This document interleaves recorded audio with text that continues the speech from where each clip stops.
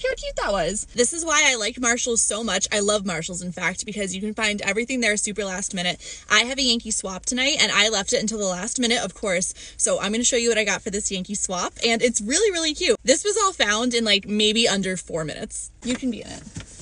Okay, first up. So this was my inspiration. I found this first. This says Hot Mess Express. It's like a little green embroidered pillow. I thought it was super cute. Here, can you hold this? Oh, they wrapped it. Next, I found this little candle, and look, it's a little martini. I thought it was so cute. Like you're having a nice relaxing night.